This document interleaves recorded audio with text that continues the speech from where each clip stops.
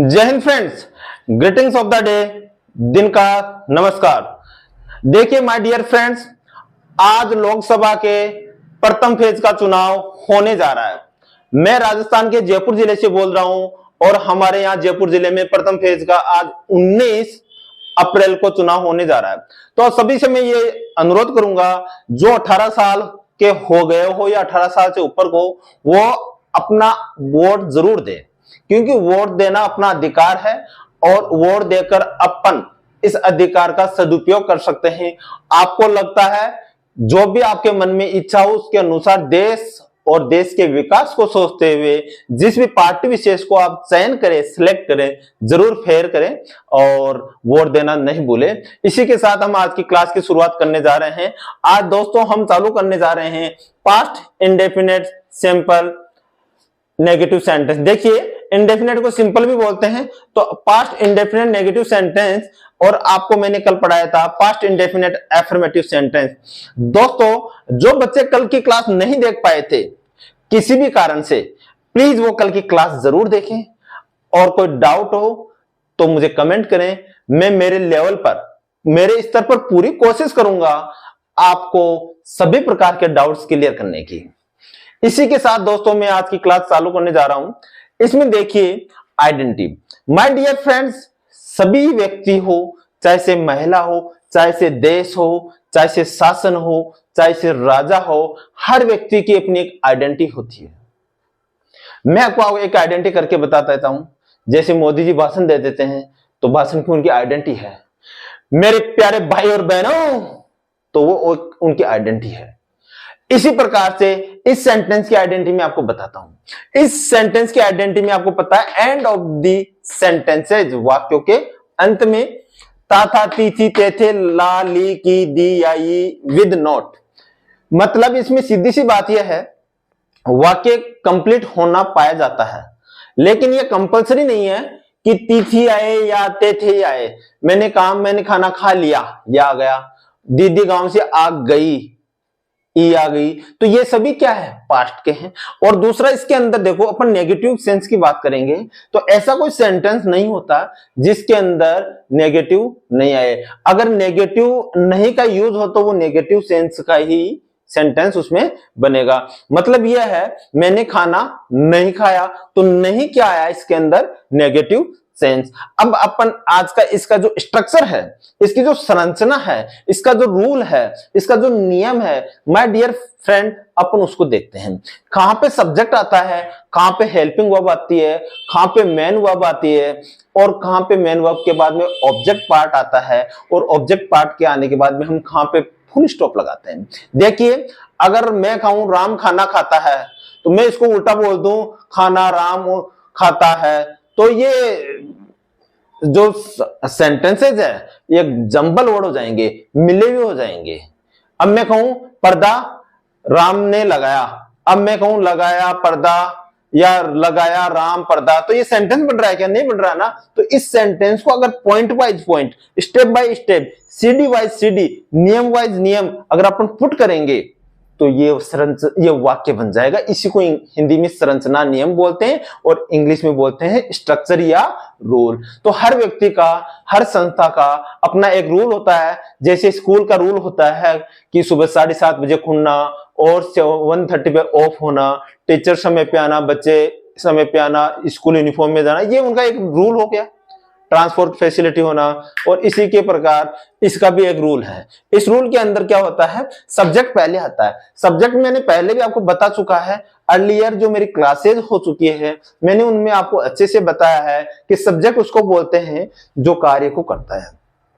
जो person, the person who does the work is called subject. जो व्यक्ति काम को करता है उसे सब्जेक्ट कहते हैं। इसी प्रकार से चाहे से प्लूरल हो, चाहे से सिंगुलर हो, चाहे से राम अकेला हो या राम के साथ में उसके फ्रेंड हो या कोई दूसरे राम सीता लक्ष्मण हो, प्लूरल हो, I we you they he she it, कुछ भी हो, फर्स्ट पर्सन हो, सेकंड पर्सन हो, थर्ड पर्सन हो, इसके अंदर हेल्पिंग वर्ब सिर्फ और सिर्फ डिड का ही यूज होता है।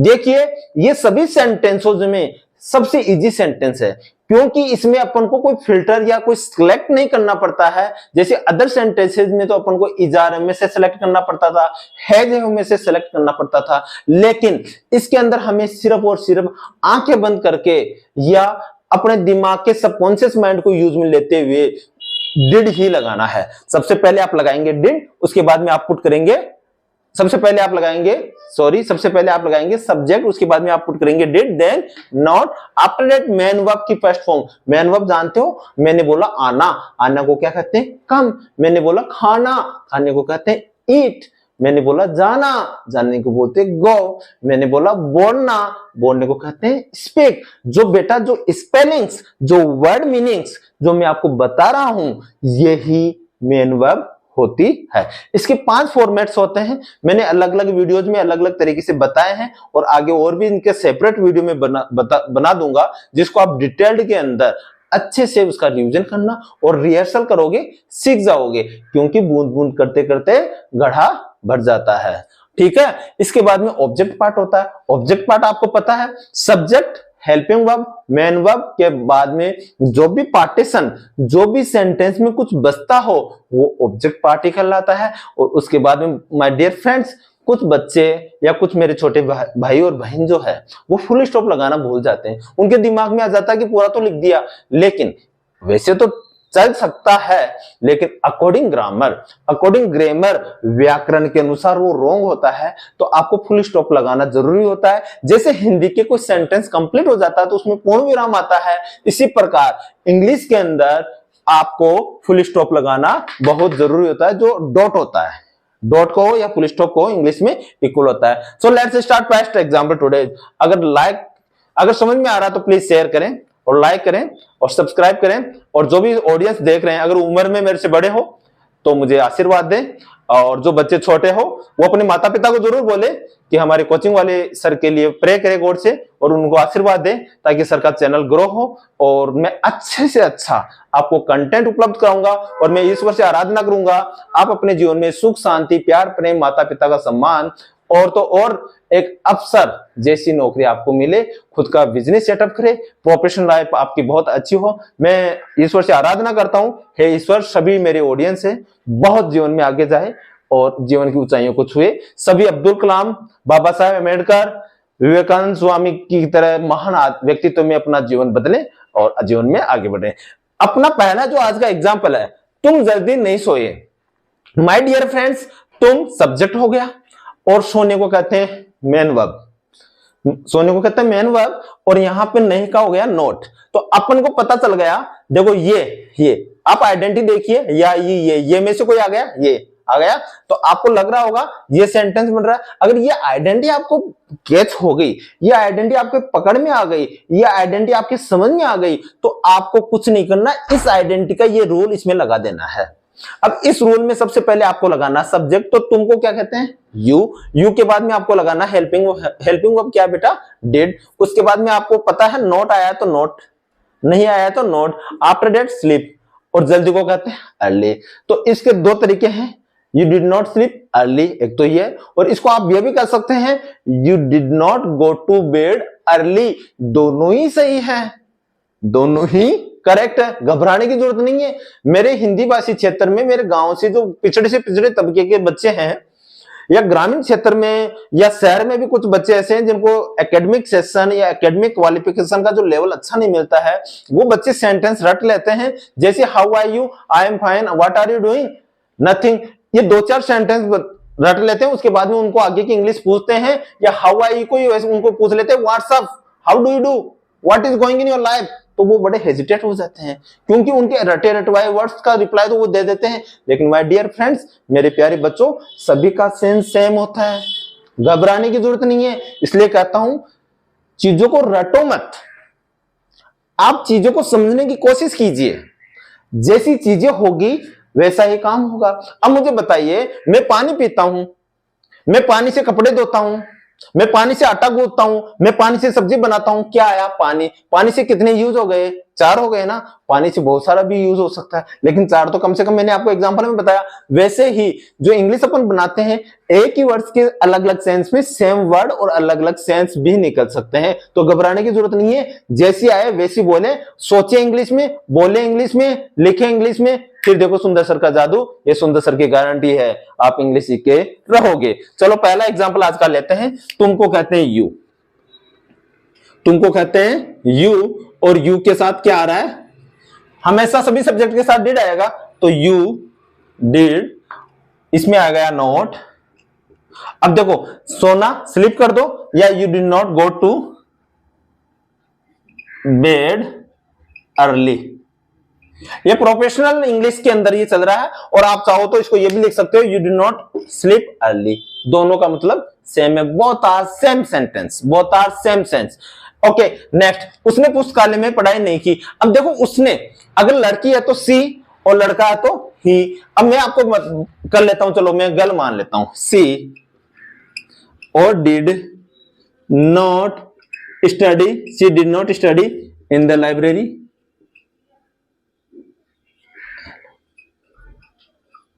Full stop, full stop. आ रहा है समझ में? सी, उसने, डिड सेंटेंस में से, नॉट सेंटेंस में से, मतलब फॉर्मूले में से, वर्ब की मेन फॉर्म, स्टडी देन करना, in the library, full stop. Then उन्होंने रात का खाना नहीं खाया। देखो कौन? वे, तो उन्होंने को कहते हैं वे, तो दे डिड। देखो बेटा, सब्जेक्ट आ गया, डिड आ गया, और लगा दो नॉट, नहीं खाया। अब देखो, दे did not eat food in the night, at the night. और यहां पर आप ये भी कह सकते हो, दे डिड नॉट हैव डिनर। आजकल के प्रोफेशनल में ये चल रहा है, दे डिड नॉट हैव डिनर, यानी उन्होंने खाना नहीं लिया, उन्होंने खाना नहीं खाया, बात सेम ही है। और उन्होंने रात का खाना नहीं खाया, they did not eat food at the night भी बोल सकते हो, घबराने की जरूरत नहीं है, बहुत इजी है। ठीक है, लास्ट में क्या लगाओगे? Full stop. So they did not have dinner, dinner का मतलब रात का भोजन, और इसको सफर भी बोलते हैं। HUPPER का मतलब भी रात का भोजन ही होता है। पुलिस को कोई सुराग नहीं मिला साहब। कोई पुलिस है, कोई मेरा चेला है जिसका नाम मोहित है, वो पुलिस को, उसको मैंने पढ़ा लिखा कर बहुत बड़ा अधिकारी बना दिया। अब वो कहीं पे जा रहा है, जांच वांच कर रहा है, तो उसको कोई सुराग नहीं मिला, तो मुझे फोन कर रहा है, सर मुझे कोई सुराग नहीं मिला, आपने मुझे पढ़ा कर तो अधिकारी तो बना दिया, ये भी तो कराओ। तो मैं उसको ट्रिक बता रहा हूं। चलो आज उसका एग्जाम्पल देते थे। पुलिस, तो द पुलिस। अब देखो, द पुलिस के बाद में क्या है? सब्जेक्ट हो गया डिड नॉट, और मिलने को क्या कहते हैं? Find. The police did not find a clues, the police did not find a close. Clues या क्लोज जो भी बोलते हैं इसको, यानी सुराग नहीं मिला।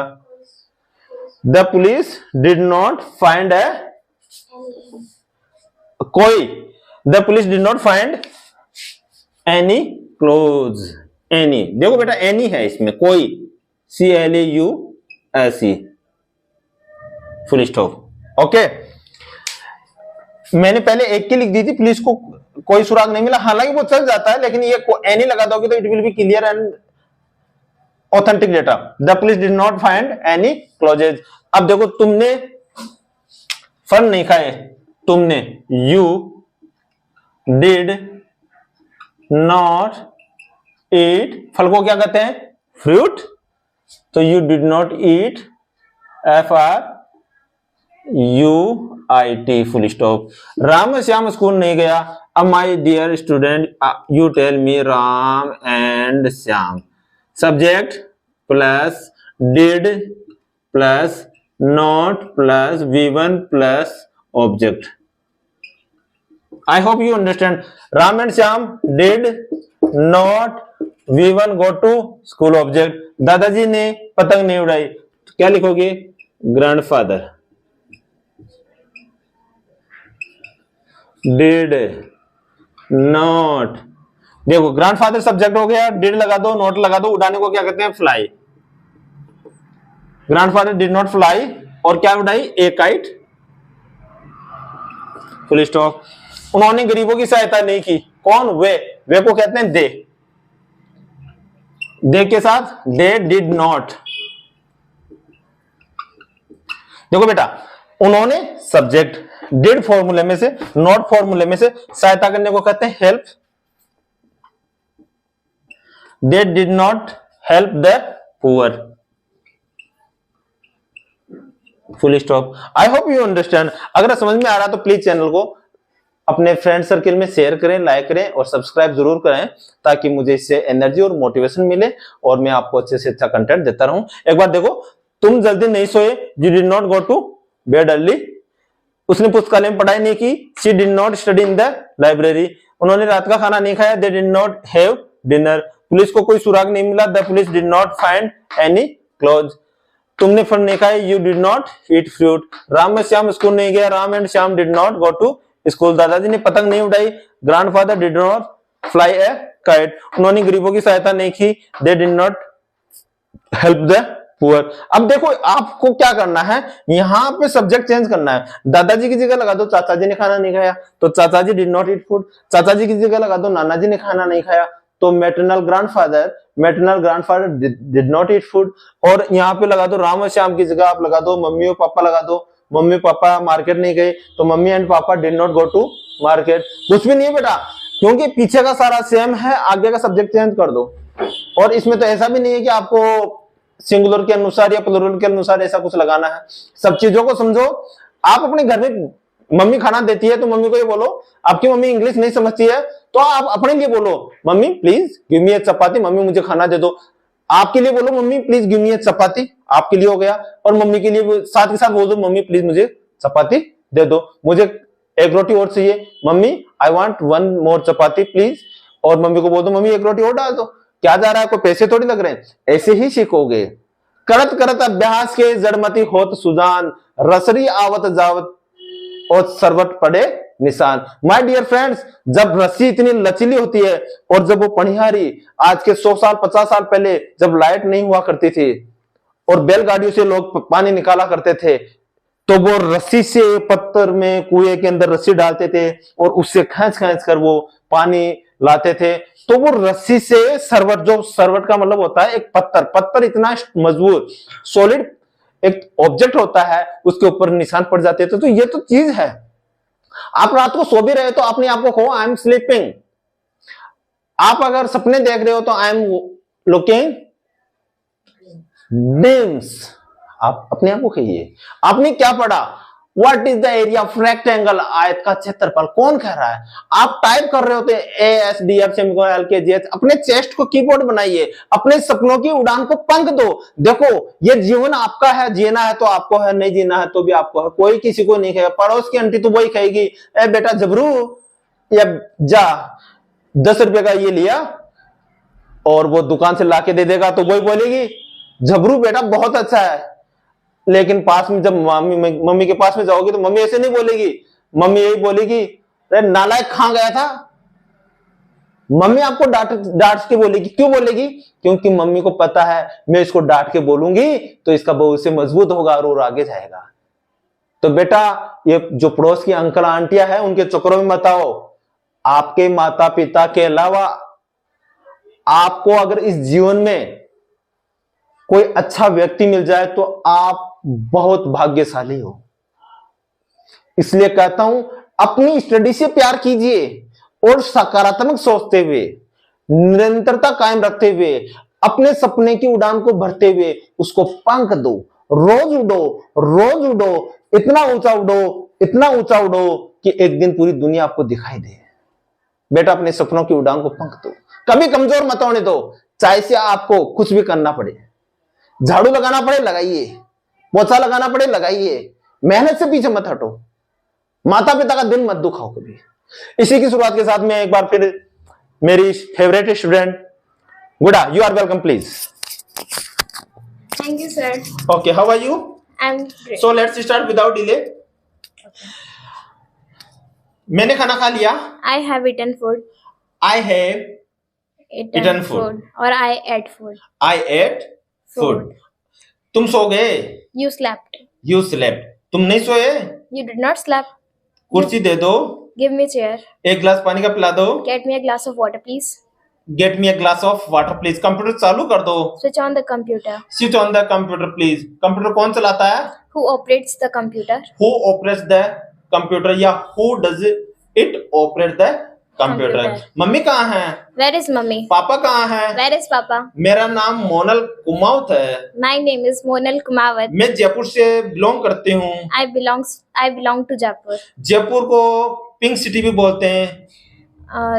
Jaipur also called Jaipur is non pink Pink city, City. Jaipur is non pink Pink city. मैं गुलाबी नगर में रहती हूँ। I live in Pink City. I live in Pink City. My dear friends, ध्यान दें, एक बार हम रिहर्सल बहुत फास्ट करने जा रहे हैं। आपका क्या नाम है? What is your name? आप क्या करते हो? What do you do? आपने क्या खाया? What do you eat? आपने क्या खाया? What did you eat? What did you eat? आप क्या खाते हो? What do you eat? What do you? आप कहाँ जाते हो? Where do you go? आप कहाँ रहते हो? Where do you live? Where do Do you you live? live? आप क्या खाओगे? What do you want to eat? What do you want to eat या what will you Eat. eat? उसने पुस्तकालय में पढ़ाई की। He studied in the library. He studied in the library. Radha को बुलाओ, Call to Radha. श्याम को बुलाओ। Call to Shyam. मम्मी खाना बना रही है, Mummy is cooking मैं खाना food. खा रहा हूँ। I am eating पापा food. गाँव गए हैं। Papa went to village. पापा went to Village. village या पापा has gone to village। Papa has पापा gone. has gone, पापा गाँव गए हैं। पापा has gone to village। Village. पापा गाँव से आ गए। Papa has come from village. पापा has come from village। पापा गाँव से आ गए। पापा came from village। देखिए बेटा, जिसमें है आ जाए वो प्रेजेंट परफेक्ट है, और जिसमें है नहीं आए वो क्या है? Past indefinite. Past indefinite. So हमारी क्लास अगर आपको अच्छी लगी हो तो प्लीज लाइक करें, शेयर करें, सब्सक्राइब करें और माता पिता का सम्मान करें। बहुत बहुत धन्यवाद।